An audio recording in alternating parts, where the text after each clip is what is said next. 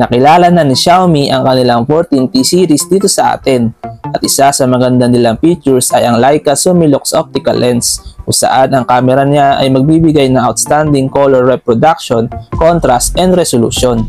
Sa ngayon, kilalanin muna natin si Xiaomi 14T. Available na ito ngayon for pre-order until October 3, 2024 at may kasama siyang mga freebies.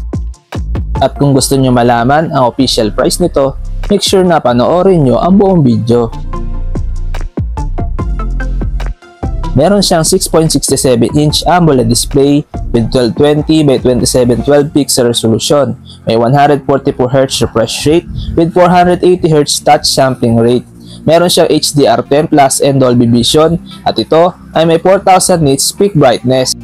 Ang Xiaomi 14T ay may operating system na Xiaomi HyperOS based on Android 14 with MediaTek Dimensity 8300 Ultra 4nm chipset na may Mali G615 MC6 na GPU.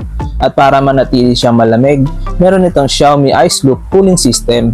Pagdating naman sa kanyang camera, ang Xiaomi 14T ay may triple rear camera setup with 50MP Sony IMX906 main camera with OIS plus 50MP telephoto camera plus 12MP ultra-wide camera with dual LED flash na may up to 4K at 60fps video recording. At ito ay may Leica Vario Summilux lens. Meron siyang 32MP selfie camera with up to 4K at 30fps video recording.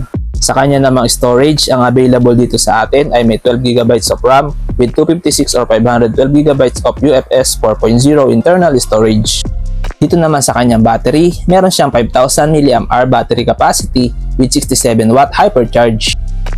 Meron siyang under-display fingerprint scanner and face recognition. At ito ay may dual stereo speakers with high-res audio and high-res wireless audio. At meron siyang Dolby Atmos. Sa dimensions, meron siyang 160.5 by 75.1 by 7.8mm at may timbang na 195 grams with IP68 water and dust resistance at ito ay may dual SIM. Sa connectivity, meron siyang 5G, Wi-Fi 6E, Bluetooth 5.4, GPS, GLONASS, Galileo, Beidou, QZSS, Navic, NFC, and USB Type-C. Ngayon naman guys, dito na tayo sa official price. Ang official price ng Xiaomi 14T ay 25,999 pesos para sa 12 plus 256GB na version at 27,999 pesos naman para sa 12 plus 512GB na version.